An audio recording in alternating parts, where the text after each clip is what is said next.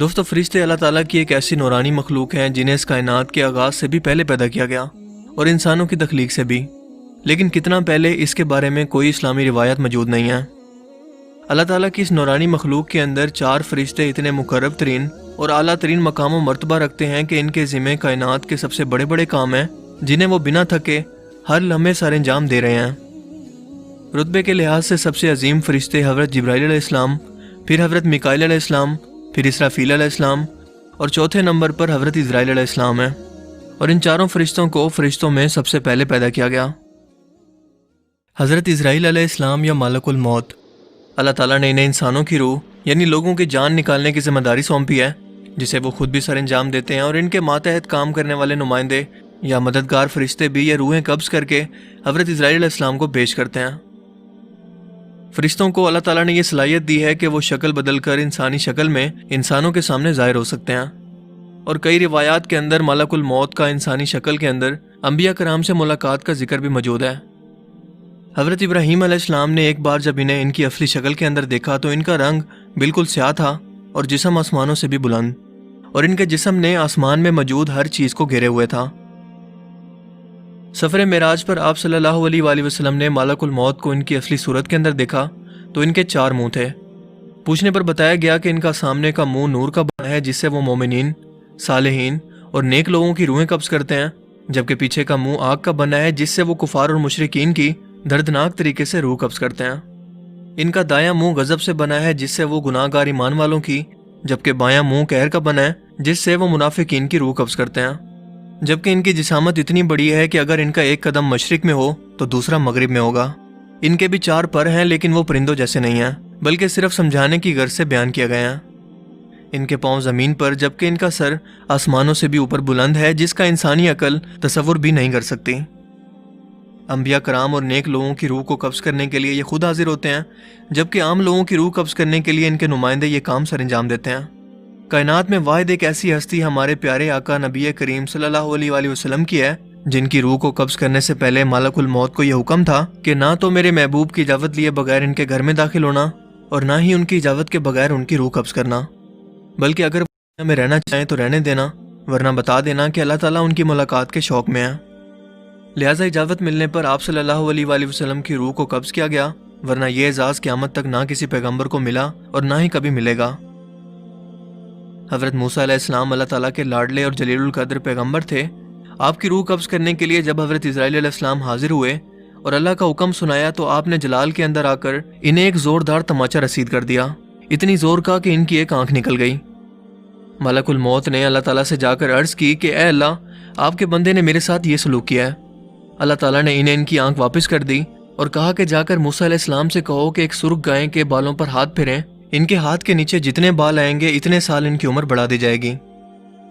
جب ملک الموت نے واپس آ کر موسیٰ علیہ السلام کو یہ بتایا تو انہوں نے سوال کیا کہ اس کے بعد میرے ساتھ کیا ہوگا؟ ملک الموت نے جواب دیا کہ پھر کلو نفس ذائقۃ الموت، یعنی کہ اس کے بعد بھی آپ کو موت ہے۔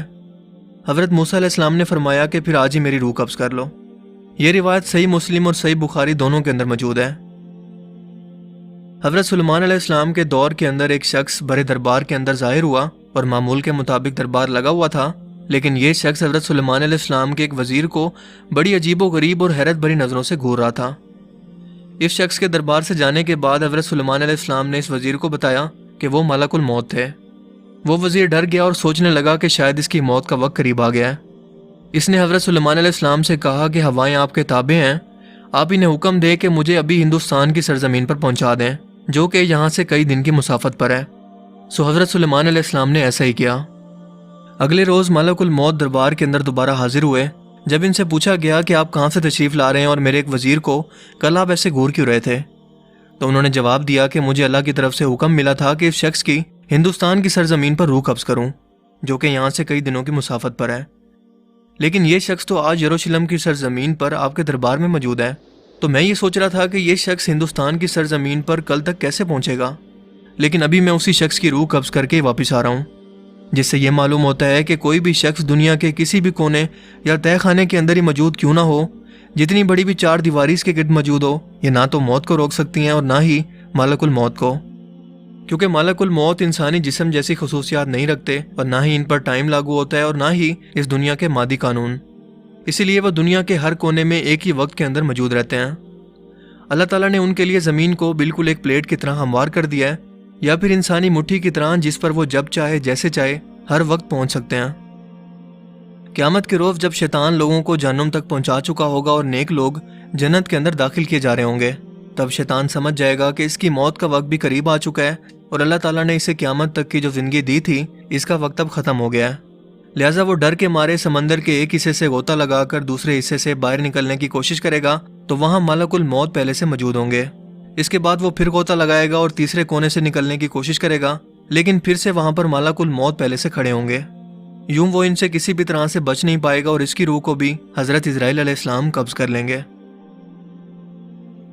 ملک الموت کو ہی لوگوں کی روح قبض کرنے کی ذمہ داری آخر کیوں دی گئی؟ اس کے پیچھے ایک واقعہ موجود ہے۔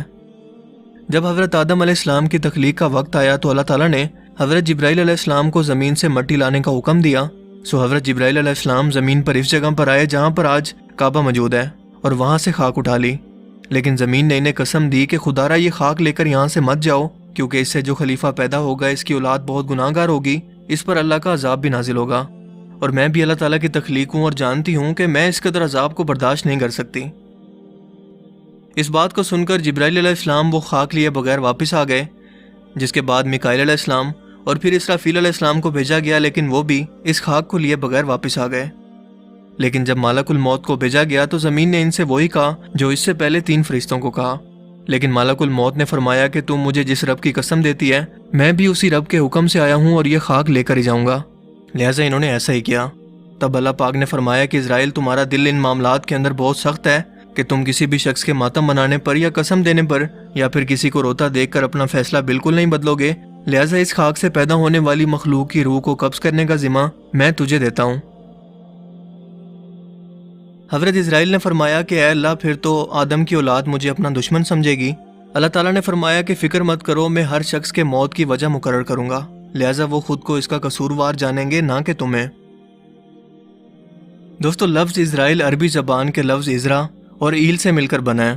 ازرا کا مطلب ہے بندہ اور ایل کا مطلب خدا ہے، یعنی کہ خدا کا بندہ، جن کے بارے میں قرآن کریم میں بیان ہے کہ جس کا کام زندہ موجودات کی روح کو قبض کرنا ہے۔ سورہ الانعام کے اندر بیان ہے کہ وہی غالب ہے اپنے بندوں پر اور تم پر نگہبان بھیجتا ہے، یہاں تک کہ تم میں سے کسی کو موت آتی ہے تو ہمارے فرشتے اس کی روح قبض کرتے ہیں۔ اس آیت مبارکہ سے تو ایسا تصور ملتا ہے کہ شاید انسانوں کی روح فرشتوں کا ایک گروہ قبض کرتا ہے، جبکہ ہمیں تو معلوم ہے کہ یہ ذمہ داری صرف ملک الموت کے ذمہ ہے۔ سو پھر اس آیت مبارکہ کا مطلب کیا ہے؟ دراصل اس آیت مبارکہ کا مطلب ہے کہ ملک الموت کے ساتھی اور ان کے نائب جیسا کہ نازعات، سابحات اور ثاقبات، یہ ایک مخصوص قسم کے فرشتوں کے گروہ ہیں جن کی الگ الگ ذمہ داریاں ہیں۔ مثال کے طور پر نازعات، سابحات اور سابقات ایک خاص قسم کی مخلوقات کی روح قبض کرتے ہیں، جبکہ ناشتات گروہ کا کام ہے کہ مومنوں کی روح کو آسانی سے اور مہربانی سے قبض کریں، جبکہ نازعات کا کام ہے کافروں کی روح کو شدت اور عذاب کے ساتھ قبض کرنا، جیسا کہ قرآن کریم میں بیان ہوتا ہے کہ کافروں کی جان سختی اور عذاب سے نکلتی ہے اور موت کے فرشتے اس کے ارد گرد اور آگے پیچھے احاطہ کر لیتے ہیں، انہیں مارتے ہیں، لیکن مومنین کی جان کو نہ صرف انتہائی مہربانی سے نکالتے ہیں بلکہ باقاعدہ انہیں جنت کی خوشخبری بھی دیتے ہیں۔ اللہ تعالی ہمیں بھی ایسے خوش نصیب لوگوں میں شامل فرمائے۔ دوستو قانون قدرت ہے کہ دنیا و کائنات کی ہر ایک چیز کو موت آنی ہے سوائے اللہ تعالیٰ کی ذات کے، جس دن ہر زندہ چیز فنا ہوگی۔ اس روز اللہ تعالیٰ 3 مرتبہ پوچھیں گے کہ ہے کوئی آج میری برابری کا؟ آج کے روز کس کی بادشاہت ہے؟ کون ہے آج کے روز دنیا و کائنات کا حکمران؟ میرے علاوہ اگر کوئی خدا ہے تو سامنے آئے۔ جب اللہ تعالیٰ کی پیدا کردہ ہر مخلوق کو موت آ جائے گی تو صرف 4 فرشتے موجود ہوں گے، لیکن ملک الموت ایک ایک کر کے باقی 3 فرشتوں کی روح کو قبض کریں گے، یعنی کہ جبرائیل علیہ السلام، میکائیل علیہ السلام اور اسرافیل علیہ السلام کی روح کو، جس کے بعد آخر میں اللہ پاک ملک الموت سے فرمائیں گے کہ جب میں نے انسانوں کو تخلیق کیا تو ان کی موت کا نظام بھی مقرر کیا، جو کہ اب ختم ہو چکا ہے اور کائنات کی ہر چیز کو موت آ چکی ہے، لہٰذا اب تم بھی مر جاؤ۔ اور یوں ملک الموت کو یعنی موت کے فرشتے کو اللہ کے حکم سے موت آ جائے گی اور پوری کائنات میں صرف اللہ تعالیٰ کی ذات کا وجود اور نور باقی رہے گا، جس کے بعد ایک بار پھر سے ہر ایک مخلوق کو زندہ کیا جائے گا۔ دوستو اس دنیا کے اندر آپ کو ہر طرح کی سوچ کے انسان ملیں گے، کچھ تو خدا کے وجود کا انکار کرتے ہوں گے اور اس دنیا و کائنات کو اور ایون کے مذہب کو بھی انسانی وہم تصور کرتے ہیں، لیکن موت ایک ایسا قدرتی عمل ہے جس سے کوئی بھی شخص پوری دنیا کے اندر آپ کو انکار کرنے والا کبھی نہیں ملے گا۔ انسان نے جتنی بھی ترقی کر لی ہے، جتنی بھی ٹیکنالوجی بنا لی ہے، جتنی بھی ادویات بنا لی اور تجربات کر لیے، لیکن پھر بھی موت کا علاج نہیں ڈھونڈ سکا۔